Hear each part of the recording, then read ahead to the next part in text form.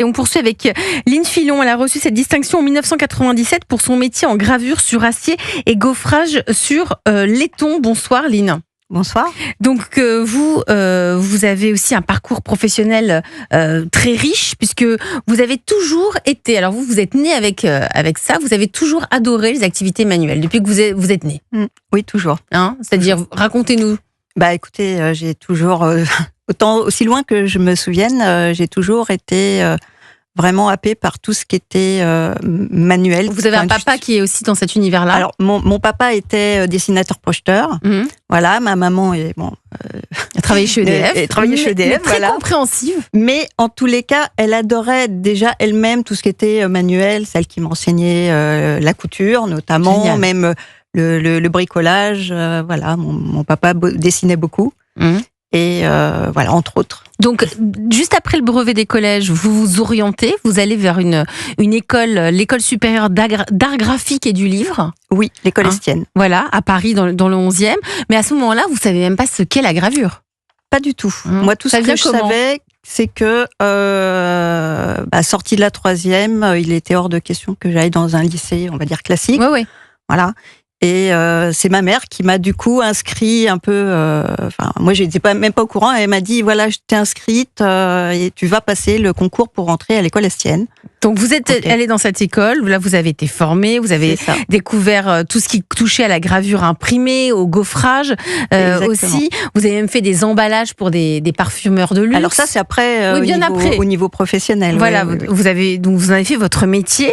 Et puis vous vous êtes vraiment investi dans l'apprentissage dans les années 90 de tout ce qui était technique de gravure. Vous êtes spécialisée là-dedans. Oui, en fait, je suis sortie de l'école, donc j'ai fait 5 ans à l'école Estienne, donc je suis sortie avec un diplôme des métiers d'art, niveau BTS, voilà, niveau Bac+2.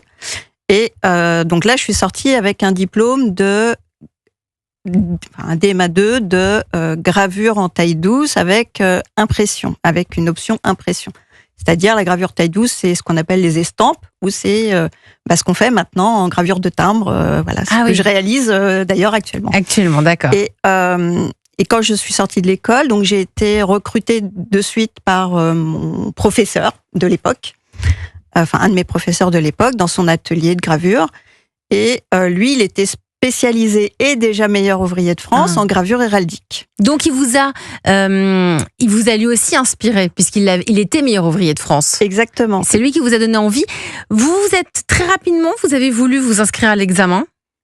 Alors oui, parce qu'en fait l'atelier dans lequel on exerçait avec mon patron, donc qui s'appelle Gérard Descamps, voilà, pour pas le nommer. Mais si, vous avez le droit. Voilà. Et donc dans cet atelier, ça s'appelait G4, G comme graveur et 4 parce que c'était 4 artisans qui s'étaient reliés en coopérative artisanale. Et du coup sur les 4 artisans et leurs salariés, comme moi j'étais à l'époque, ils étaient déjà 4 meilleurs ouvriers de France. Donc là, vous vous êtes mis une petite pression toute seule, sauf que vous l'avez dit à personne. Vous êtes présenté à l'examen. Vous l'avez dit, vous voulez pas du tout le dire aussi. Vous avez précisé aux équipes qu'en tant que femme dans ce milieu d'hommes, c'est aussi important pour vous d'obtenir cette distinction. Alors oui, c'est important, mais à plusieurs niveaux. C'est-à-dire que de 90 à 95, j'étais salariée. En 95, on s'est associé avec mon ancien patron. Donc vous aviez peur du syndrome d'imposteur. Et ils étaient tous les deux déjà meilleurs ouvriers de France. Ah ouais, donc ça a joué. Et en fait, moi, c'était important que faut quand même recadrer, j'avais 25 ans. Et du coup, c'était important pour moi de montrer de me prouver, voilà, que j'avais ma place parmi eux. Et de leur montrer aussi que j'avais ma place et montrer aussi aux clients. Enfin voilà, c'était vraiment un ensemble de